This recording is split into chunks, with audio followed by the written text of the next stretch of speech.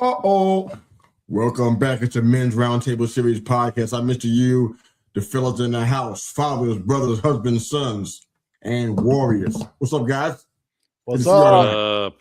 All right, let's get after it. Well, if you're watching and listening for the very, very first time, thanks for making us part of your week. We definitely appreciate that. We're here every Thursday, 7 p.m. EST. We're live on YouTube and Facebook normally.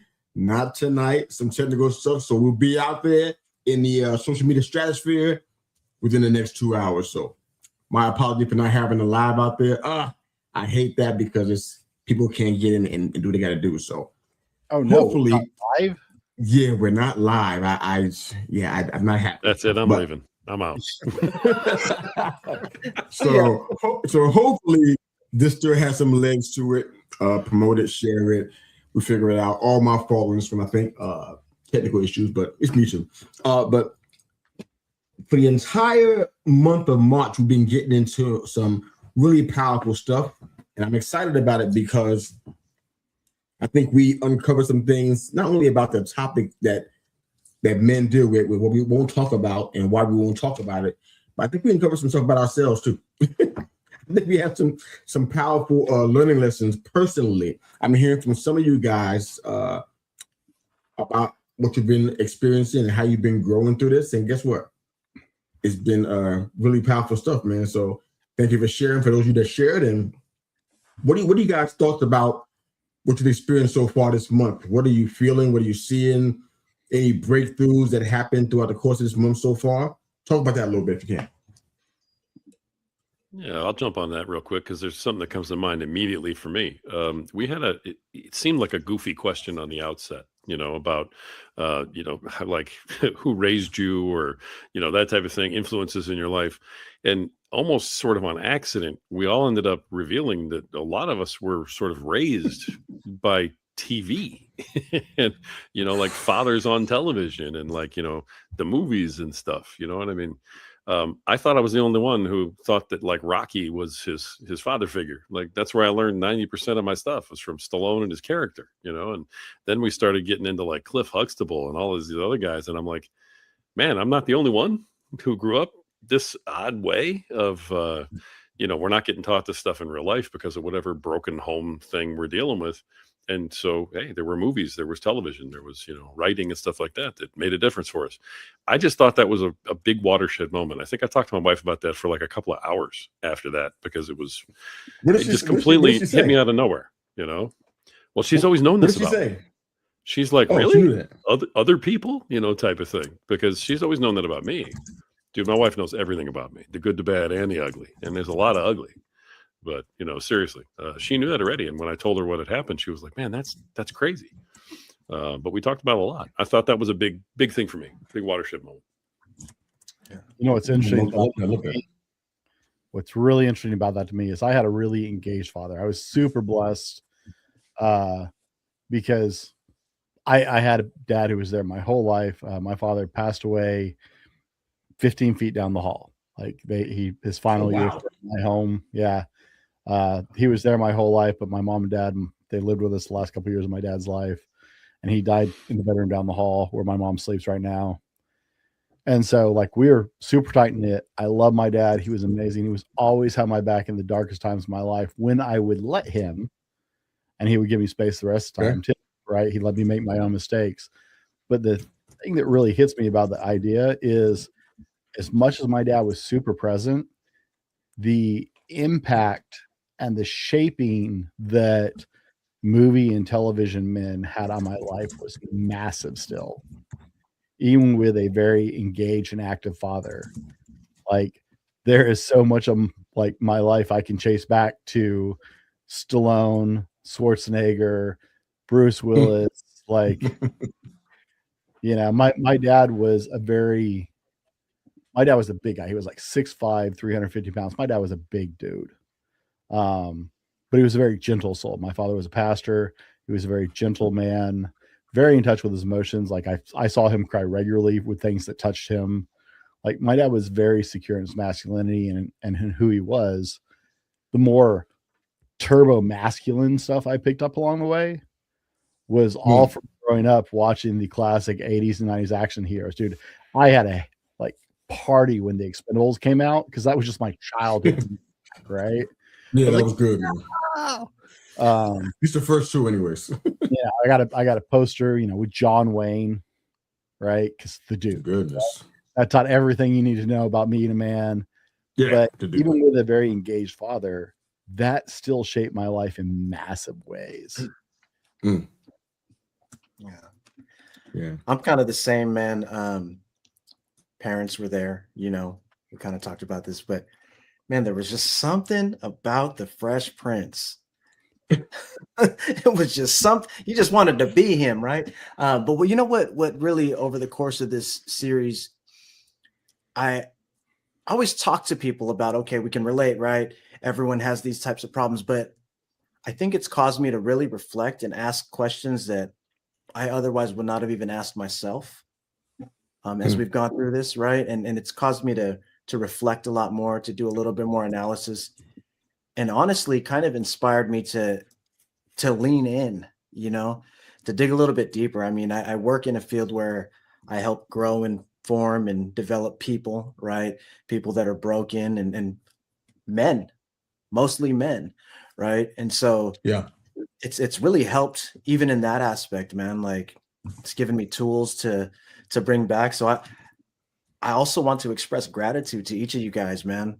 Everything that you've brought to the table here. And for those who aren't on here tonight, who've been here, everything that you guys bring, man, like you're helping me to equip other people as well, right? That I'm doing personally and probably wouldn't be able to do that.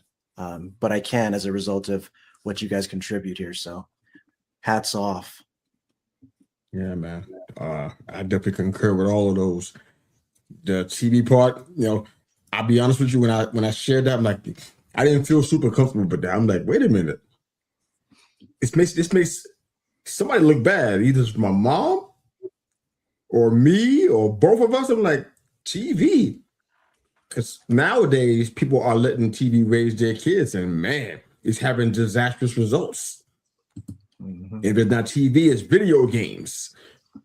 Again, disastrous results. So even sharing that, I was super transparent by even saying that out of my mouth out loud, where it's flowing out here for who knows how forever. It's out here. I said it out loud. TV shaped my view of fatherhood. Wow. Even thinking back on it, I'm like, I'm still kind of like, ooh, I can't take it back now. The die has been cast. But it's just, it says a lot, though. It says a lot about the opportunities that we had and how real and how universal it is for people to not have fathers in their life, whether they were in the house or not. The people who have fathers in the house and they don't even know their middle name. This is a real thing. You know what I'm saying? So this show is helping us grow in a whole lot of ways. I'm so grateful for you guys and for you guys that are a part of this and going to be a part of this. It means so much. I wish Chap could hear this now to see this comment about Uncle Phil, because I know if he see that, that's just a trigger for him. Dude be texting me at 3 o'clock in the morning, a.m., not p.m., a.m., talking about why am I so hard on Carl Winslow. I'm like, I got nothing against no Carl Winslow. He was a TV character. He wasn't a real person. I got to 4 o'clock to pray. I see that. Oh, Winslow. And I got a question about I didn't think about this man, but he was in the wee hours of the morning. I impacted him that much. I'm talking about his favorite TV dad. I'm like, oh, man. But it just goes to show you how far this thing stretches and reaches. And everybody is really impacted by this. So it's a big deal. But I love this topic that we started. I don't know where we're going in April, man. But this was just so good, man, because we talked about so many things and we don't say and don't talk about so many things. I want to ask you guys, this is probably a tough question from the outset, but it kind of just is what we do. We've been talking a lot about settling and breaking through. Can you guys find an area in your life where you feel like you've settled, where you should be breaking through? Because I believe that people who are watching and listening to this is the kind of real stuff that kind of makes a difference in their life. And they're like, you know what? I can't hide in these little circles that I hide. And these guys are out here from all different parts of the country talking about real stuff that I deal with. And I might not have that kind of community. I might not have that kind of outlet. Is there an area in your life where you feel like you settled, where you should be breaking through? Anybody can jump in, popcorn style. Go ahead. I don't. Everybody's laughing, but nobody's talking. I'm at a phase of my life where I don't think I'm in that settled moment. Trying to look back and recall a moment. Right, it's what I'm digging for right now. But I'm in a push season of my life where we're just all in, pushing hard, gunning hard. There is no rest. The stress is high. The frustrations are high. It's called progress. Cost and the possible negative impact is very high right now. We're in a very forward movement part right now. Okay. So I'm trying to dig back to settling, but right now I'm a kind of an all or nothing person. And if it's nothing, I just walk away from it. Otherwise, I have one speed, and that's just like head first. Like I don't have a safe middle speed. I just like I'm either all in or I'm not. All gas and no brakes, huh? Uh-huh. How does the missus handle that kind of approach to the head down, all gas, no brakes? I love to hear that. She can come on the air, and that's fine. But I love to hear from your perspective, about her perspective, how she feels about that. There are definitely days it certainly brings stress into our life. I'm not going to lie. Okay. I am blessed in the fact that I am walking in the shadow of the fact that my father-in-law was an entrepreneur before it was cool to be an entrepreneur. My father-in-law had multiple businesses. Like my wife lived in literally a little cabin with no water and electricity when she was a kid on her grandfather's farm at one point because they had lost everything. So my wife had already been through this whole entrepreneurship gambit that, you know, we share the high moments. People don't talk about the crap we lost everything moments that can come with that because there's always huge risk involved. So the fact that my wife had lived through that before like I ever even really knew entrepreneurship was has definitely been a huge benefit. But it's not without stresses. Trust me, there's a lot of nights that I wrap out and we put the kids to bed and there's definitely tension in the household because, you know, we're behind on things or this or that. And we're not sure where the paycheck's coming from or there's definitely nights where she'd rather not talk to me or whether I had a really missing that stable 40-hour a week IT job that used to pay the bills at $85,000 a year with very predictable schedules and time off. And there are times she misses that. But, you know, God's honest truth, there are times I miss that. So most time we do okay. We definitely have moments where we have to stop and re-sync up because there are moments I reach over and grab her hand. And it's like, all right, are we still on the same page? Do I need to switch gears again? Do I need to find a different direction? Because when you go on that entrepreneurship journey, like you're asking a lot of your spouse. Like you're always asking a lot of your spouse, but you're asking a lot of faith, a lot of trust in your spouse to take that journey with you. Because anybody who's done it knows that there's no security there. Tell me about it. I echo what Brent's talking about, man. And you took the words out of my mouth. I was sitting here waiting to just be like all gas, no brakes. And then you said it, you. I'm like, that's always been me. And it's funny because as your question about, you know, how his wife felt about it, right? Like my wife's like, man, everything doesn't have to be urgent. Everything doesn't have to be intense. And I'm like, yes, it does. Like it does. Everything is important. Everything is like, you know, everything's a step away from being crisis. So I have to deal with it now. And so settling's never really been a thing for me. I can say kind of comically, right? Settling, like I'll settle for a pepperoni pizza if they don't have sausage. That's about the settling that I do. Right? Aside from that, man, it's go for the gusto. I don't know what it is. I'm just wired that way. All right, I'll throw it out there, man. I love it. Yeah, Go ahead, man. I definitely was. I was settling.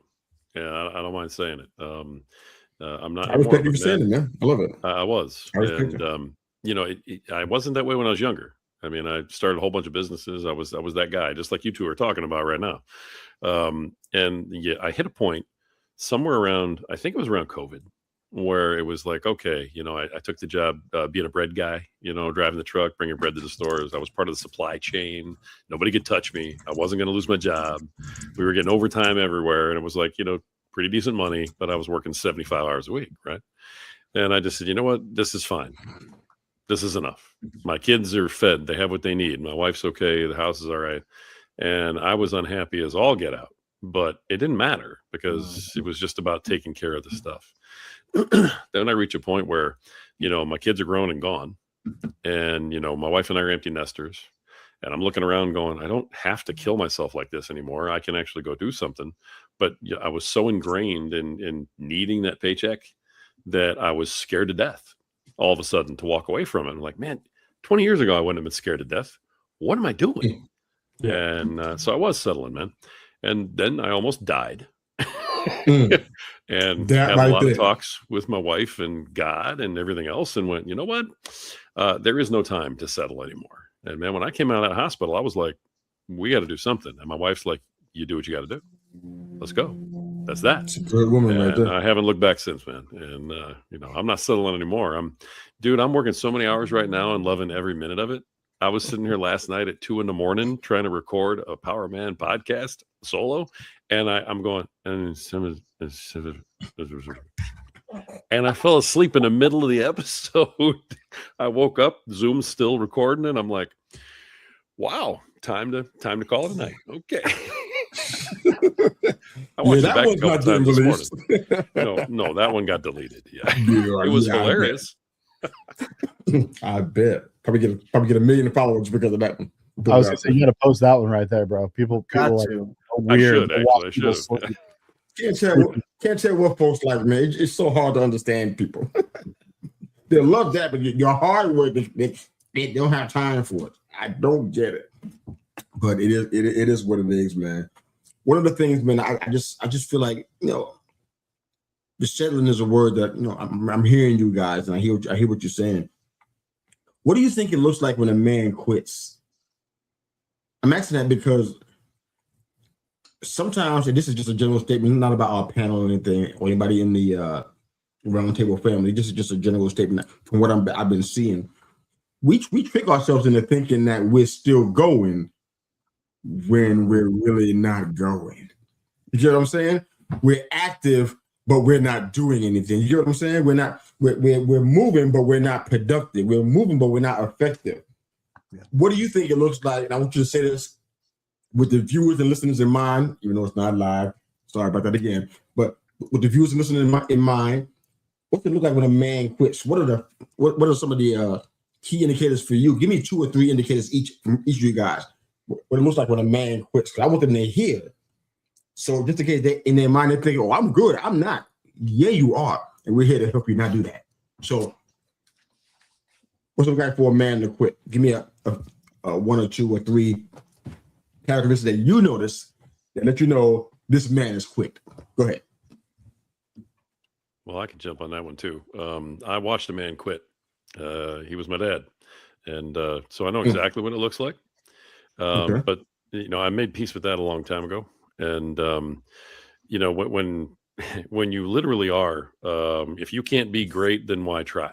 Is kind of like what I was getting from him at that time. He couldn't live his dream out, and he had no responsibility to anybody else. But the the issue for me isn't my dad anymore. Sorry, guys, pardon me. The issue for me now is I see it on the daily with people. I watch people who are either working on writing a book, or they're working on doing a podcast, or they're working on doing their YouTube channel, or they're working on whatever their content creation, right? And they're talking about how it's a business, and they're talking about how I'm doing this, I'm putting in my time, I'm building something. All they're doing is being busy. All they're doing is putting a whole bunch of hours into their hobby, because when the time comes to actually put up or shut up and actually do something or take a risk, try and monetize something, they disappear and they go hide. Yeah, we're gonna get there because all I'm saying, like we have to. All I'm saying, okay, we have to. I see it everywhere. I see people who literally are online calling themselves, a podcaster, a content creator, whatever it is, and they're not trying to do anything with it. It literally is just a hobby. Hey, you know what? If that's your hobby, that's great. But don't tell me that it's your business. Don't tell your wife it's your business. If it's your hobby, then there's an appropriate time to spend on it. Don't tell me you're spending 50 hours a week on this like it's a job and you haven't tried one time to make any money at it. No. It's just, we're fooling ourselves at some point. And I'm using those because I see those every day, but you can put this in any context with all sorts of stuff, with all sorts of other professions. And I think right now, because we can create our reality so easily, we can be whoever we want to be online. We can be whoever we want to be on our show. Yeah, we can create whatever content we want people to see, right? So because we can do that, we feel like we can just say whatever we want to say. If you haven't made a dime, you're not running a business. Sorry. That's just that. My toes. Ouch. I'm done. All right. But anyway, so that's my thing. End of rant. Love you guys. Before anybody else jumps in, fortunately, there's some things that I'm doing with the podcast that allow me to get a little something coming in, commissions wise and stuff. But I still felt the pain of that. Let me be clear. Let me be clear, because I'm actually not talking to anybody who's here on this show right now. Fair. Okay. Yeah. Fair. And I'm going to leave that there. Fair. I'm going to pick it back up before the show's over, so it doesn't make a difference where you leave it at. I'm bringing it back because we got to promote the awesome thing that you're doing, and we're going to talk about that at the end of the show. And I'm going to have some commentary because I got to. I'm sorry. If you decide to leave me, then leave. But I got to do this. I ain't got no choice. I got to. Anyways, got to. But to me, BD, DL, when a guy quits, what are the characteristics? What do you see? I got to tell in a little bit onto Rory's comment about the podcasting thing. I honestly will, in my opinion, I think a lot of the people who get into content creation trying to make a business, just honest to God, have no idea what a business is. Like that was my case for the first several years of my podcast. I was making content and I was trying to make it a business, but I had no idea what I was offering. Right? If you don't have some kind of offer, you don't have a business. I didn't know I needed an offer. I didn't know I was supposed to be offering anything. I thought I get a lot of viewers. I get some advertising dollars. It's radio, right? That's the way it works, right? So I think a lot of guys into our people in general who get in content creation, just truly like the best way to learn about business is to fail at it miserably for years. And I was great at that. I did seriously, I had years of just tanking it because I just didn't understand. I had no business experience. I didn't know anything about business. Right. And I think that is actually what a lot of guys fall into is they don't know enough about business to know they're not actually doing a business. Now that's my idea because that was my case. Like I had no idea for years. I was like, I'm doing the thing, right? I just create content. That's how it works. No idea, no business sense at all. Read business books in one ear and out the other, like nothing. So I think that is like ignorance because they don't teach you business. Right now, that's my 2 cents on that. I think guys quit when they get quiet, right? Because there are quiet men, but men who are normally not as quiet, men who are like in a relationship, more affectionate, right? Men who are constantly holding their wife's hands or putting their hand on their back or whatever, on their knee, right? When guys quit in a relationship, they start to distance themselves.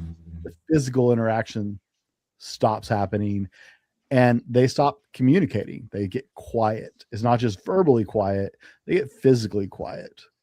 Guys just start creating a distance between anything when they quit. We emotionally shut down entirely. It's like we've well established on the show. We have emotions. We just don't express them the same way a lot of women would like us to, or in a way that necessarily that women communicate and understand really well. But we have those emotions. We are experiencing them. And men get quiet. We get solitary. We separate ourselves when we actually quit on something. Whether that's quitting on your job, on your relationship, on something else, men create mental and emotional distance. We just shut down. We might go through the motion, but we're not actually doing it. We're just doing what we're required to do at that point. And that is a huge red flag, is when men start to detach. Yeah. Huge. Thank you, BD. DL, you got something? Yeah, man. It's I mean, I like that distance, the silence, the isolation part. I've also seen people get more quickly frustrated. And that's obviously like an outward expression of how they feel on the inside. Like I know the times when I've wanted to quit, I would be frustrated with myself. I've seen it in other people.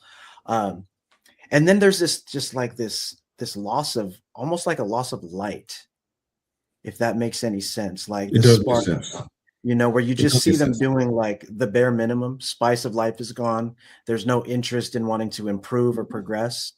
And you see it time to time. It's almost like what's that show? Like The Walking Dead, right? You know what I mean? Like they're there, they're taking up space, they're moving. I even think about like how you were talking about busyness, right? You ever see somebody who really didn't know what they were doing at something, so they just moved a bunch, but there was no production at all? Like back in my government job when I was supervising.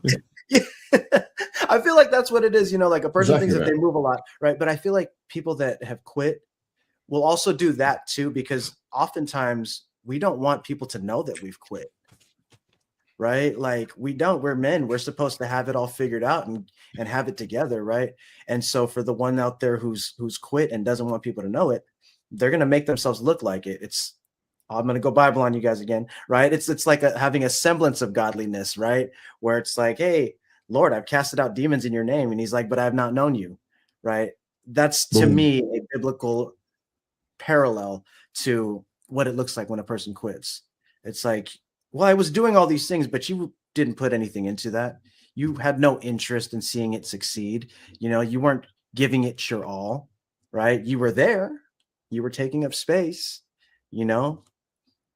but you quit and it was evident. Yeah. I sat on my pew every Sunday.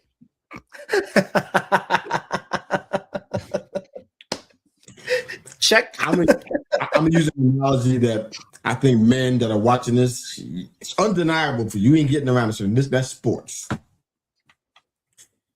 And you guys talk about it on your social media timelines or in your tweets, especially when the season for your favorite team is going, and you're watching people dog it around first base, or dog it after a fly ball, or dogging it on one of the I'm blanking out on the name of the route. Oh, yeah. Anyway, running the straight route, I guess the X receiver, and we talked about that kind of stuff. They're still at practice. They're still on the team. They're still in all the meetings, but somewhere in here, they've already quit.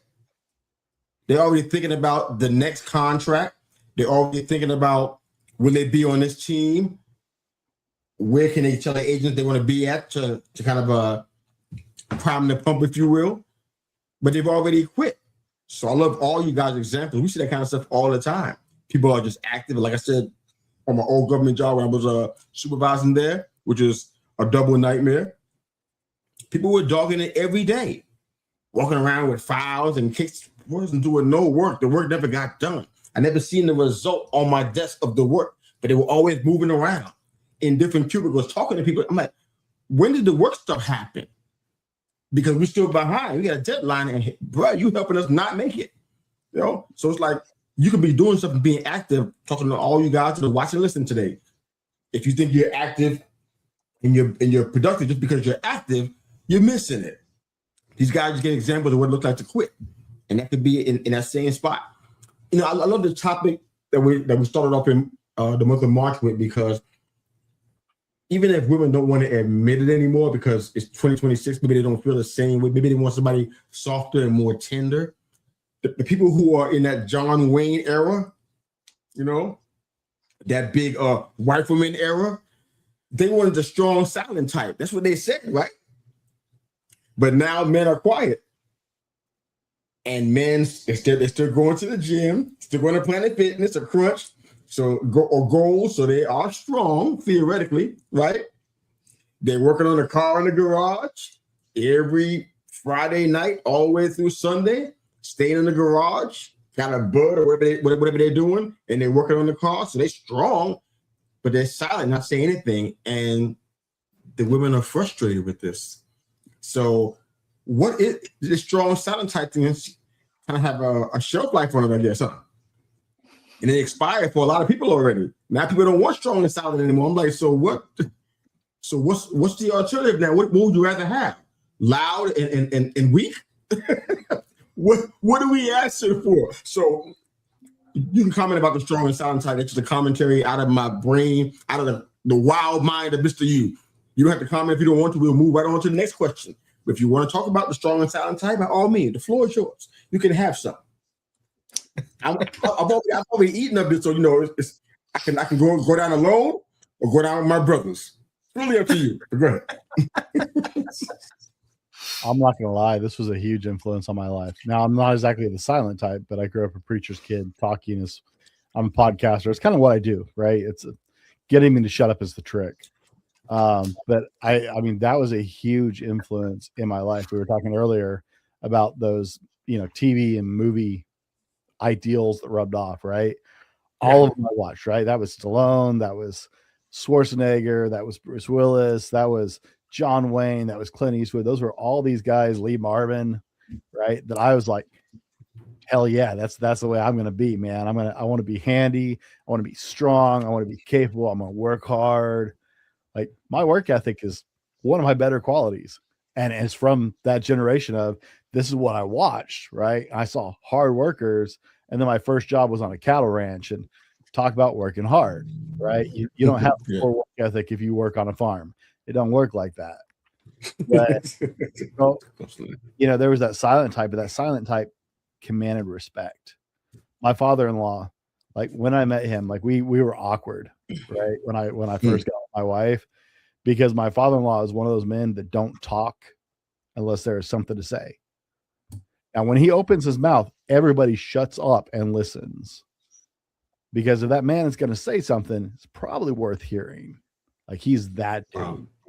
But it was this ultimate, like growing up a preacher's kid and being in youth ministry and all this stuff. Like me and him, like I'm feeling awkward conversation and I'm like, blah, blah, blah, blah, blah, blah, blah, blah. And he's just like, I can just see, like I can hear it burning in his head. He's like, does he ever shut up? Right. But he grew up with that very influence. The guy worked 80, 90 hours a week every day of his life that I've known him. My father-in-law is retired and he still works more than a lot of millennials and Gen Z or Gen, whatever they are, right? Millennials and Gen Z. Like the man is retired. I don't know what the outfit is, but that we're on right now. I don't know. In retirement, he still works more than most average Americans at this point. Oh, like, goodness. He doesn't know how to not work at this point. And he's much better at conversation now than he used to be, but he's still that, like, he doesn't waste words. And the amount of respect I have for that man and have from day one, we have not always seen eye to eye. We have butted heads, but I have always had the deepest respect for that man because he worked every day, 7 days a week for his family. He did side jobs on the weekend, 7 days a week to take care of his family. And when he talked, it was something that should be said. So there is a lot to be said for that. I think women just can't make up their mind. Like, I'm not trying to kick you ladies. I live in a world of women. Okay. I got 4 women in my house right now. I live surrounded by women, but honestly, twice if you need help. Huh? Blink twice if you need help. they make me later. This isn't live, so we'll be like, no, I'm not cutting that out. So go ahead. Women in general know what they want. right? Because they're going through their own journey as it is, right? We've seen the waves of feminism. We've seen the waves of culture selling women. Hey, you should be a boss babe. You should be a CEO and high powered and blah, blah, blah. Walk away from the mom life. And then we've seen, no, you should be a stay-at-home mom. Women have been on this emotional roller coaster, not knowing what they want to achieve. But what they want from us has changed and pivoted because of where they are on their journey. So it's not they don't know what they want.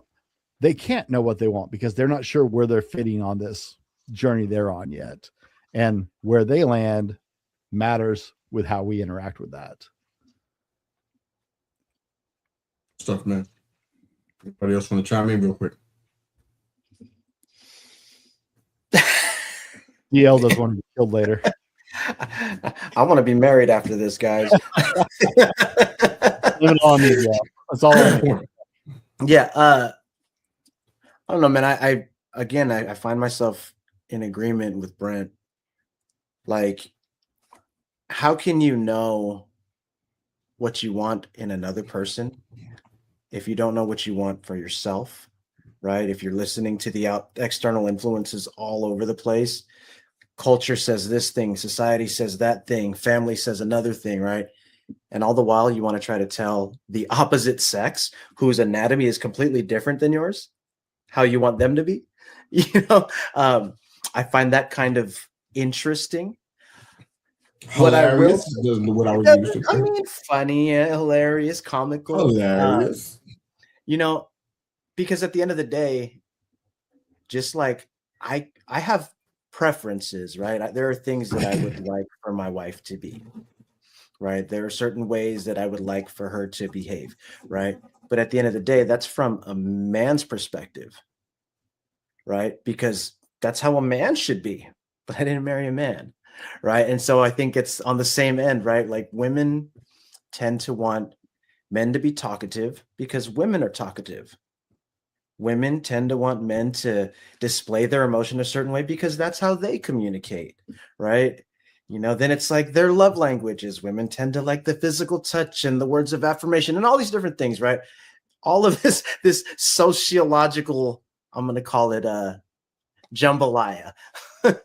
But at the end of the day, I mean, we're two anatomically different creatures, right? So, ladies, if you got a man that's not wanting to be talkative, it's not live, but you're going to be seeing this.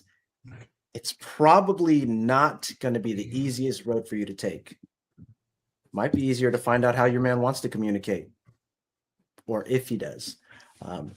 But yeah, my 2 cents on it, man. Women are not men, but they want to understand men, and the only way that they can try to dive into that is how they would with their girlfriends, with other women.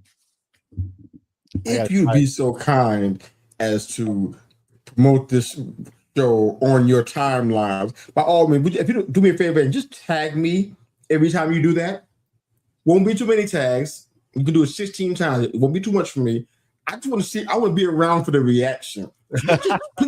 Just tag me in so I can just see what's happening. Cause I'm gonna do it too. But please just tag me in it because this is going to be fantastic. I gotta kick in on what DL just said. We're not just anatomically different; we're neurologically and emotionally different, and that's very important in this conversation. Neurologically and emotionally, we often dismiss. We admit the emotionally thing. We often skip the neurological thing. Our brains are actually wired different. That matters. That matters. RP, go ahead. Oh, I'll keep it simple. I appreciate what all you guys are saying. There's a little bit of a generational gap, I think, with me and DL, because he's a very aware young man, and I appreciate that, man. Nothing but respect for you, brother. My only disagreement is I don't really think that women want to understand men the way they are. I think they want us to conform to what they want. I also think that, and I don't care if this gets shared, man. So, I also think that the basic needs haven't changed. I just think that nobody wants to talk about them anymore. I think that a woman wants to feel protected. I think she wants to feel safe. I think she wants her man to step up. And I think that, while she does want to communicate with her man, she does not want him to be an emotional mess. And that's just one of the things that basically I believe in, that I teach in my courses, that I teach to my guys is, a big tenet of Power Man podcast and our group is never let them see you weak. That's it. Okay. If you got to show weakness, you do it with brothers who have your back, who get why you're weak and what's going on. That's that. But your wife does not want you to sit there and cry to her about how you're worried about keeping the electric bill paid. She doesn't want to hear that. She wants you to pay it and get it done. And that's it. So I think that women, if they were to admit any of that stuff, I think that then they're going to be shunned, by society, and they're going to be canceled and they're going to be thrown out the window. But at the end of the day, that's what they want. And I think that if a guy gives them that, I think you're 90% of the way home. Let your woman be safe. Do your job. Put your head down and go to work. Okay. And if you're not doing those things, then I don't want to hear about your feelings. That's it. I'm done.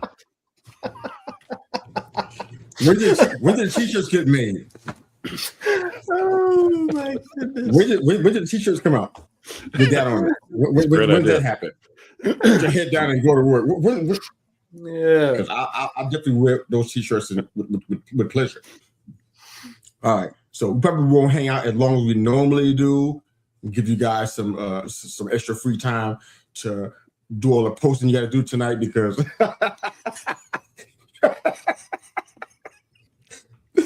I can't wait. Oh, wow. This is beautiful. I love it. All right. So finish this is our sentence for me. I got the last, this last number me. Real men don't blank. And then tell us who taught you that. Real men don't blank. And then tell us who taught you that. True. Sylvester Stallone. There you go. Real men don't what? Real men don't true? No, real men. Oh, blank. I thought you said real men don't blink. Oh. Oh. We have to blink or we're not alive. We're like The Walking Dead, like DL was talking about. That's when you quit. Blink. That's only when you quit. I don't want to put nothing in the blank for you. I want you to fill in the blank. Real men don't. And then tell us who taught you that. I like what DL said. Real men don't quit. Real men don't quit. Who taught you that, DL? I don't know, man. Don't say John Wayne, because you wouldn't allow for that. Life, right? I mean, at the end of the day, it had to be life, right? Because it's for me, right? I know that at the end of the day, just as it was at the beginning, it's going to start and end with me, right? If I quit, what does that do? If there are people depending on me, what does that do? If there are people that look to me in admiration or for whatever reason, right, as an example to model after, people that I might be discipling, right? What does that do? Definitely. Real men don't quit. I would also even add one more blank there. Real men don't compare. Right? Like if you're a man and you're firm and strong in who you are, it doesn't matter what the next person's doing. Doesn't matter if they're exceeding you. None of that matters. There's no measure, right? But I think it all boils down to the quitting, man. Real men don't quit. I love to compare. Who taught you that one? That's great. I never heard of it. That's, man, I just think about, again, life, man. You think about all of the different stressors. Like, you guys know some of the things that I've been through in my life, man. Like, I've had quite the rocky road. And when I would look to the person who didn't have lack, right, I would find myself stressing, right? When I look to the person that did lack where I might not have, right, I would find myself missing something. You know what I mean? Like, I would overlook something because I was focused on another person's situation. So yeah, no comparison, no quit. I love it. All right, DL, RP, how about you? Me, BB. Real men don't blank. I think that's it. Honestly, real men don't quit, brother. Real men do not quit. I do believe that real men don't cry. I mean, I know everybody's going to make fun of that and they're going to die and, throw me back into the dark ages, but it's about when it happens. You know what I mean? Real men don't break down in front of the people who are dependent on them. You know what I mean? I mean, if you got to cry, you go to the car, you go to the garage, you get with your brothers, you do it there. But man, you don't break down in front of the people who are depending on you. All you're doing is causing panic and letting them know that they can't count on you. I'm sorry. I still think that applies. No, So, okay, it's fine. Let me jump over here real quick before Brent shares his, because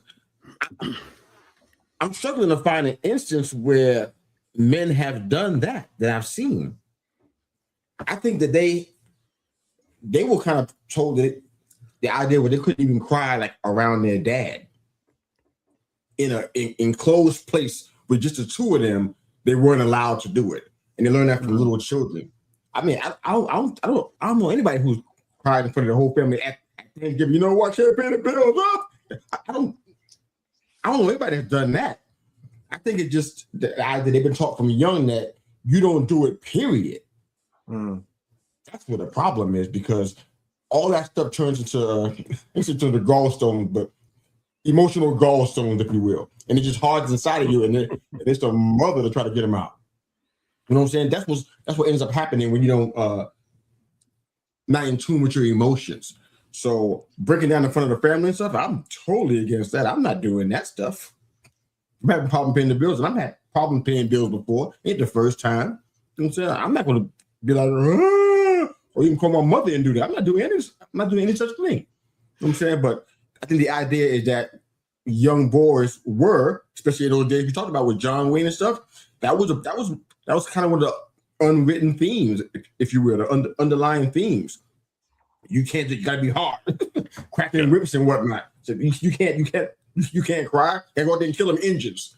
I mean, that's what we're talking about. So that part I got a problem with, but not what you're talking about. Not breaking down in front of the folks that depend on you. I'm with you on that. I'm wholeheartedly with you on that one. I don't care if you're in front of a class of mentees. If a tear falls down because of something you're sharing that's impactful, I'm not going to judge you. But if you pass out, red face on the ground, knock the podium over, I'm like, dude, we got to spend the rest of this conference getting you back up and getting you enough tissue so that you can be yourself again. That's the problem. It's about placement and location, and it's about frequency. Does that make sense? Am I helping there? Yeah. Okay. Brent, go ahead. Sorry. No, I was enjoying that conversation just well.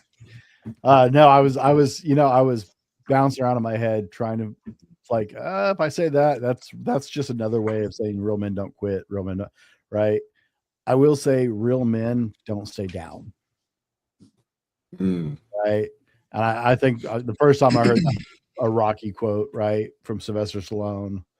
But that was driven into me back in wrestling in 6th grade, because we would train in the down position and our partners would knock us down and we have to get back up, and then we'd start over and knock us down like 15 minutes at a time, solid, because my coach wanted us so conditioned to never quit on the bottom that we could outlast anyone. We never got pinned on that team. None of our guys, we lost by points. We never actually lost a match by getting pinned ever on that team. And it was because our coach drilled us to get back up, no matter how exhausted we were or how tired we were, how beat up we were. It didn't matter. Real men don't stay down. You cannot avoid getting knocked down. Life is going to knock you on your ass. It's going to happen. And it's going to happen again. I got to put an E label on this show now, so thank you. Sorry. Go ahead. My bad. Go ahead. I got to put the E on there now, so thanks a lot for that. Knocked down and knocked down and knocked down and knocked down. Now you have to have at least 2 F-bombs or 3 swear words before you put the E on it. Yeah, not these people. But, You said dag nap. I got to put an E on there. Over and over and over again. Dad burn it. Real men get back up. They don't ever. I love that, man. Don't ever. Love that. And the other caveat I'd throw on there is real men don't ever victimize someone weaker than them. Ooh. There is not now, That's a or big ever. one. I have been punched in the face by chicks before. I blocked it. I pushed them away. I've never hit them back because I was raised with a Southern household. You didn't hit girls. You could push them away. You could protect yourself. You didn't hit girls. But I was raised by a man who was 6'5", 350 pounds. And he made it utterly clear there is never a justification for a man to victimize or pick on somebody weaker than they are. Ever. Mic drop. I just saw a video recently. I'm like, wow, I wonder if you saw it too. Nope. Oh boy, I don't know if I want to touch that. I would have said that one for another week. I don't know where to go with that. So there's never not to victimize somebody. Not victimize. That's not my word. But, that's what I said. There's never a justification for a man to victimize somebody who is weaker than they are, whether that is emotionally or I agree with that. Elderly. Yeah. There's never a just cause. Phrased that way, I agree with that. Right. The phrasing is very, very specific. Thank you, sir. I'm going to ask one final question. This is just something for us to provoke thought, because I love, even in coaching, I love to make sure that we have measurable goals and we have we're able to kind of see some tangible growth and movement. So I'm going to ask a question that I'm going to hand a portion of the show over to our brother so he can make one more announcement before we close the broadcast out tonight. But just a theoretical question, and you guys that are watching, when you're watching and listening, you can chime in here. If the show ended for good, if the men's roundtable series ended for good, it's not foreboding, it's not a harbinger of things to come. It's just a question. If the show ended for good, what tangibles do you believe you took out of this that you can put into action? Because for me, I think about this on a weekly basis. Everybody probably doesn't do that. Maybe it's every month. Maybe it's bi-monthly. I think about this every week. Did I learn something? Because time is short for many people, and we don't know how much time we're working with. We can't talk about 2028. We don't know what we got. We don't know how much grace we're working off of.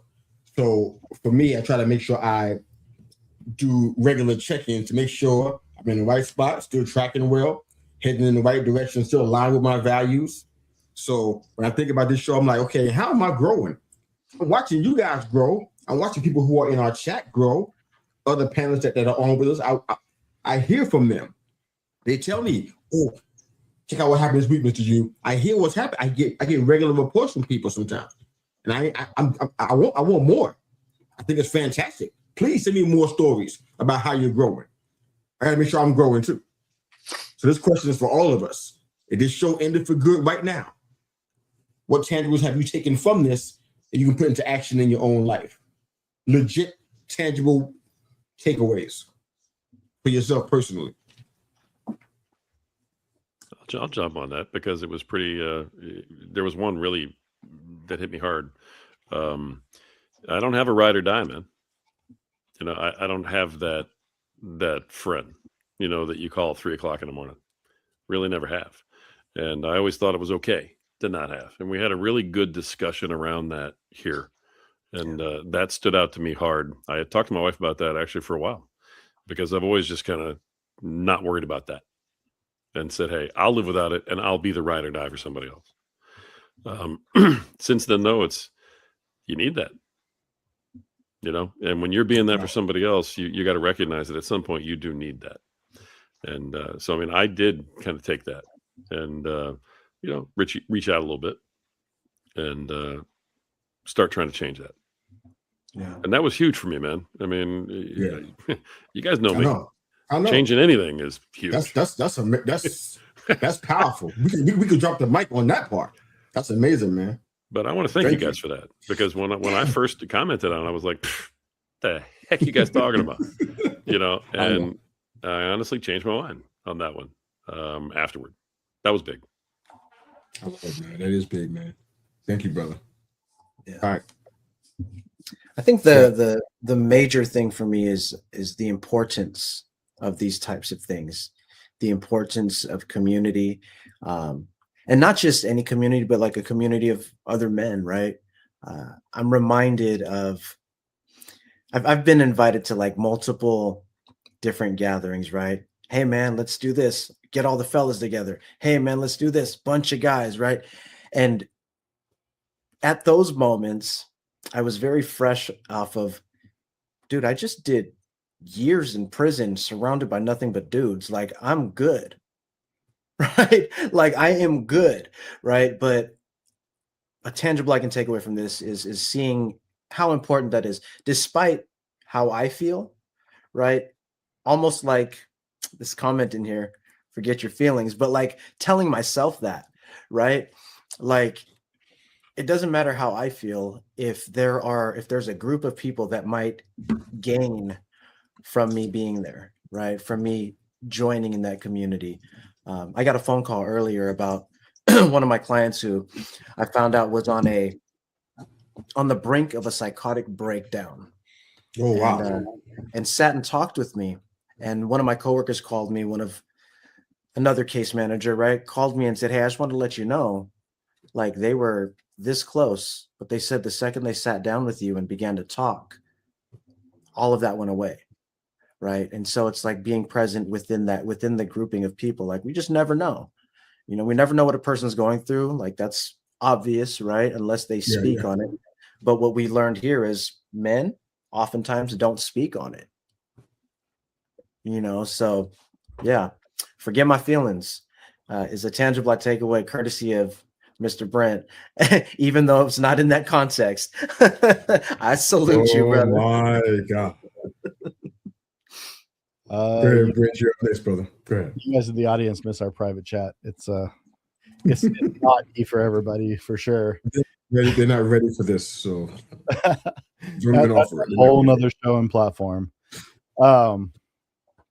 You know, I gotta sit in with DL on this one. I've known for a long time that being around other guys is good, and it's something I have to actively work on in my life because it is not something I do. I am a workhorse. We all know, I've said it before, I start stupidly early and I go 17-hour days, 7 days a week.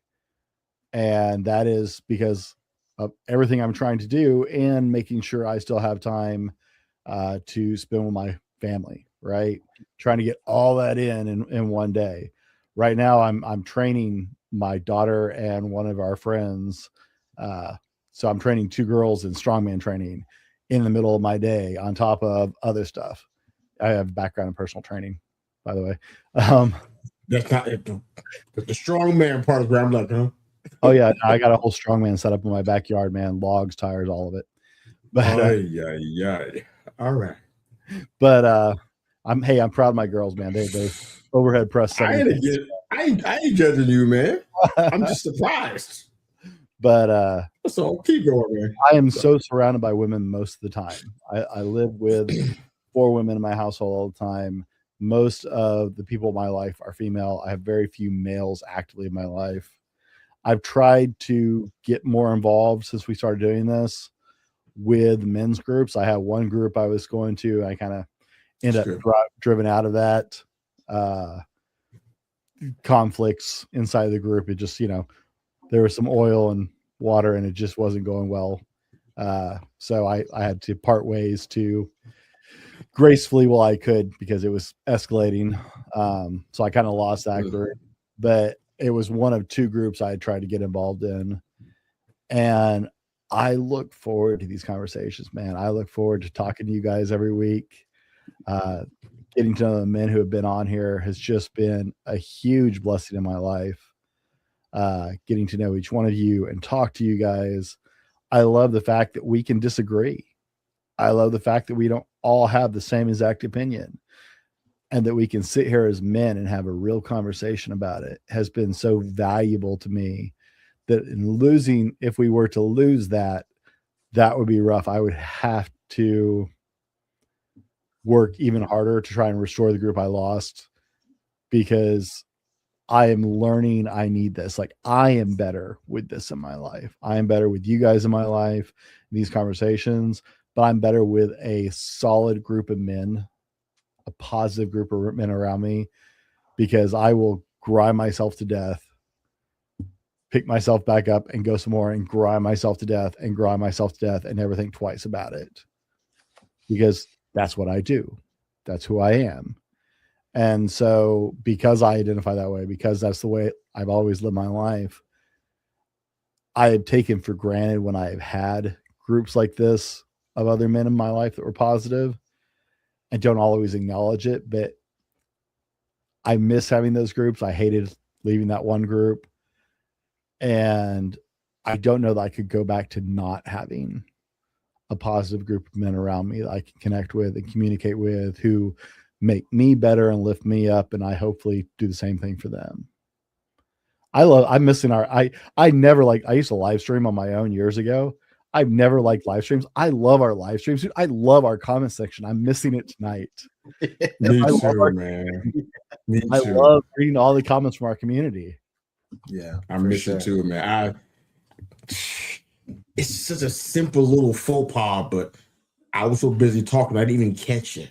I wasn't trying to rag on you, bro. Just that I do. No, it's all good, man. I miss it. I miss it too, man. And what you guys shared, man. I mean, I feel like Rory was a week ago. I'm like, ooh, that one hit me in the feels. But real talk, man. For me, I'm learning. Method. All things you named, I totally resonate with. I would answer it the same way. But I also add to that, that I didn't always embrace community with other men. I'm like, man, I didn't feel like going through the drama or sitting there watching people grumble and grunt. I mean, because I love like the next person. I don't want to be in a group where that's all we talk about. Come on. I mean, even if you don't hunt and fish, you want to hear, you want to hear that content. You want to hear well-rounded stuff, because we're more complex than that, but we're also more viable than what people think we are. And that's why this show had to be here. This show had to be put out here because people got the wrong impression about us, and it's not true. And we just can't allow it to stand. I refuse to allow it to stand. If I hear it in my circles, I'm stopping it with a big old combat boot. I'm not having it. That's not who we are. I'm not like that. RP's not like that. GL's not like that. BD's not like that either. It's not true. We have layers. There's more to it than what's on the surface. You got to dig a little deeper if you want to find out what that is. That's on you. It's not our problem. It's your problem. So I need this group. I need this podcast myself. I grow from it. Quiet as kept. My wife loves this show, and she loves y'all. She's gonna see it when it goes out to social media in a little bit, but she loves y'all. She loved this show. She thinks it's the greatest thing since sliced bread, and it's not because of me. It's because of what's happening through this. So thank y'all for doing what you do and being a part of this. You said that in the right tense. You have to say that in the right tense. She loved this show, and then she's going to see my comments tonight, and she's like, "You got to get rid of that guy." Out. She's heard everything you ever said, and she never thought that one time. I think you're safe, sir. But RP, I want to give you the floor to kind of make your announcement real quick, and then we'll close the broadcast out so we can all get to promoting, getting this show out here, and getting some comments going in the comment section, because some combos in the comment section, because we sure need to do that to make up for what we missed tonight. So I missed the live stream too, brother. Now I know, but I know I can't trust StreamYard in this regard, so I got to fix this time. We good. RP, go ahead. Right on. Appreciate it, man. We've been talking about it for a few weeks, and the day is finally here, guys. So we have 48 hours until the event. Saturday, we're doing the monetization seminar, and we're going to put out new ideas. We're going to talk about how to actually get started making some money. We're going to talk about some basic stuff and some very different stuff. The one thing I'll tell everybody before I get into all the nitty gritty is nothing that I'm going to talk about is something that I haven't done myself or am doing myself right now. So when I say, yes, this does work, I've actually used it. Okay. It's not conjecture. I'm not sitting here going, well, this sounds great. Try this. No, that's crap. So we don't do that. It's all actionable stuff. And, hey, You don't want to let someone who is fat tell you how to lose weight, guys. Don't let somebody who doesn't have 10 podcasts tell you how to make money podcasting. All right. So Saturday, 10 o'clock Eastern time, we get started. 12:30 is about when it's going to end in terms of the instructional part. And then we're going to be there for Q&A for anybody who signs up for it. And we'll talk about their own particular business. We will knock it out. If you can't make that time, I am going to leave it open for several days after that. Okay. So we have a lot of folks who are signed up and can't make that time, but they're going to be watching it, Sunday or Monday or even Tuesday. So, still has value. If you can't make the live, the info will still be there. All right. $199 one time. And there's no link. All right. Don't ask me for a link. There's no link on purpose. Okay. And we're going to talk about that during the seminar. So if you want to know why we're doing this the Amish way, all right, then show up on Saturday. I'll tell you all exactly why. We're making a point. All right. Love you guys. I hope we see everybody there. And to those of you who are listening to this who have already signed up, thank you. I'm looking forward to seeing you. To those of you who have not, your loss. Not doing this again. Good luck. And just to add to that, thank you, RP. And just to add to that, when I say I'm hearing from you guys about monetization and how this is a frustration for you, male and female alike, I hear from you guys that are podcasters, content creators. I've been listening to you, I think, with much grace. I don't judge, not on attack. But after Saturday, if you come my way with that nonsense again, here's what you're going to hear. Did you not hear the multiple announcements graced by our brother RP? Did you not hear him preaching about podcast monetization? Did you not hear him talk about monetizing your content? Did you not hear him offer a very gracious offer that's probably eight times less than what he would normally charge for it? And you dare come complain to me? Do you understand? For all you guys that are watching that are, you're not monetized and you need to. If you're waiting for a great opportunity, I don't know what it looks like. Does it have gold wings and come with fairy dust? What are you waiting for? This is the best thing I've heard since I started podcasting, and that's 5 years. No, we're in year 6 now. Almost in year 6. Come on, y'all. RP's going to be promoting this some more between now and Saturday. I will as well. I'm sure the guys here will be doing the same thing. Take advantage of it and stop complaining to Mr. You. You got nobody to blame but yourself. All right? This is a great opportunity. Take advantage of it. It don't get no better or cheaper. Men's Roundtable Series podcast. I am Mr. U. That's RP. That's BD. That's DL. And we're here to stay. Fathers, husbands, brothers, and sons, and warriors.